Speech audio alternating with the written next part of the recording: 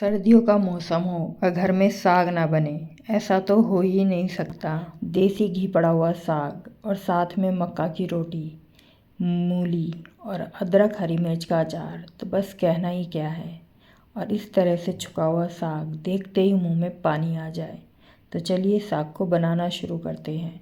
यहाँ मैंने सरसों ली है और जितनी सरसों ली है उससे कम अमाउंट में मेथी और पालक लिया है। और अगर आपके पास बथुआ है तो बथुआ भी इसमें डाल सकते हैं। और फिर इन सभी को हमें बारी बारी से एक एक करके धो लेना है, क्योंकि साग में मिट्टी बहुत होती है। तो इसलिए इस सबको अच्छे से छान छान कर हम वॉश कर लेंगे, क्योंकि अगर मिट्टी आ गई साग में तो उसका सारा टेस्ट ही ख़राब हो जाता है।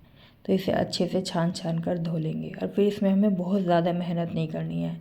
इन्हें हम ऐसे ही पूरा पूरा चढ़ा देंगे कुकर में, काटने की ज़रूरत नहीं है। और सरसों जो थोड़ी लंबी होती है तो इसे ऐसे ही तोड़ कर डाल देंगे।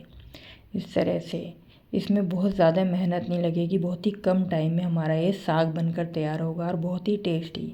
यहाँ मैंने टेस्ट के अकॉर्डिंग इसमें नमक डाल दिया है और साथ में थोड़ा पानी डाल दिया है।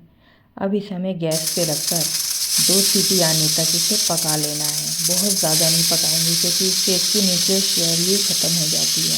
तो सिर्फ 2 सीटी आने पर इसे बंद कर देंगे। और जब इसका प्रेशर निकल जाएगा फिर इसे खोलकर हमें इसे ठंडा करना है, क्योंकि हम इसे मथेंगे भी नहीं, हम इसे मिक्सर जार में पीसेंगे। लेकिन बहुत ज़्यादा पतला या बहुत बारीक नहीं पीसना है हमें, ये थोड़ा दरदरा ही पीसेंगे। तो इसलिए हमारा इसमें मथने का भी काम ख़त्म हो जाता है। तो ये बहुत ही जल्दी कम टाइम में बनकर तैयार होगा हमारा सरसों का साग, लेकिन टेस्ट बहुत ही ज़्यादा सुपर से भी ऊपर। अब इस सबको हम मिक्सर जार में डाल के पीस लेंगे, और जो पानी है इसे भी वेस्ट नहीं करेंगे। और इसे भी धीरे धीरे जितना साग में डलेगा पीसते टाइम या बाद में उस सबको हम यूज़ कर लेंगे। अब हमारा ये साग हमने दरदरा सा पीस लिया है इस तरह से। अब इसे हम कुकर में डाल के इसे पकाएंगे वापस। अब इसमें बारी है हमारे आलन देने की। आलन वही जो मक्का के आटे को हम पानी में घोल कर डालते हैं, उसे आलन बोलते हैं। तो उससे साग में एक अलग ही टेक्सचर आता है। और ये जो पानी बचाता है अब इसे हम इस तरह से मिक्सर जार में डालकर जितना भी साग लग रहा है उसे इसमें डाल देंगे। अब इसे गैस पे रख के हमें फिर से पकाना है। और इसमें अब हम आलन देंगे। इस तरह से पहले पीस लेंगे और जितनी कंसिस्टेंसी चाहिए उस हिसाब से हम पानी और इसमें 2 चम्मच मक्का का आटा डाल दिया। ऐसे हम अच्छे से घोल लेंगे कि इसमें कोई भी गुठली ना रहे, क्योंकि अगर गुठली रह गई तो उससे सारे साग का टेस्ट ख़राब हो जाएगा, सारा साग ख़राब हो जाएगा। तो इस तरह से अच्छे से घोल कर ही हमें डालना है। और अब हमें उतना आलन डालना है कि हमारी एक तो कंसिस्टेंसी मेंटेन हो जाए और दूसरा हमारा जो साग का कलर है वो भी परफेक्ट आए। तो अब इसमें मैंने 2 बार इसमें 2-2 चम्मच करके मक्का का आटा डाला है। अब ये कंसिस्टेंसी भी परफेक्ट है, इसका कलर भी अच्छा आ गया है। अब इसे हम कम से कम 10-15 मिनट पकने देंगे। लेकिन जब ये पकता है तो ऊपर से छींट निकलती है, तो इसलिए इसे ढककर पकाएं।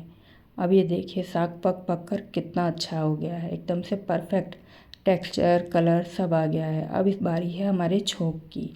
तो साग में छोंक काफ़ी सारा बहुत अच्छा लगता है। तो यहाँ मैंने लहसुन की कलियाँ ली हैं काफ़ी सारी, अदरक लिया है और 2 हरी मिर्च और 2 प्याज ली हैं।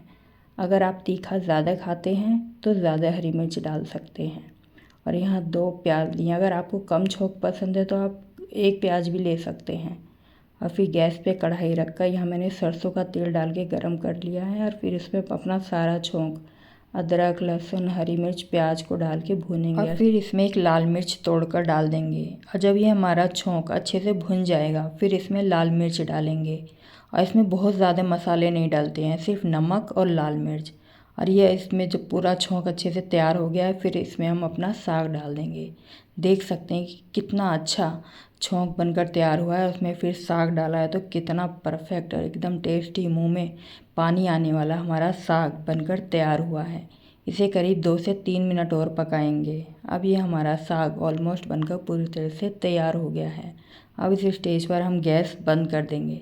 अब बारी है गर्मा गर्म साग को गर्मा गर्म मक्का की रोटी के साथ सर्व करने की, और साथ में 1 चम्मच देसी घी और कुछ कटी हुई मूली और अदरक और हरी मिर्च का अचार। देखते ही मुंह में पानी आ जाए ऐसी थाली बनकर तैयार हुई है। आपको भी देखकर भूख लगाई ना, तो एक बार इस रेसिपी को ज़रूर ट्राई करें।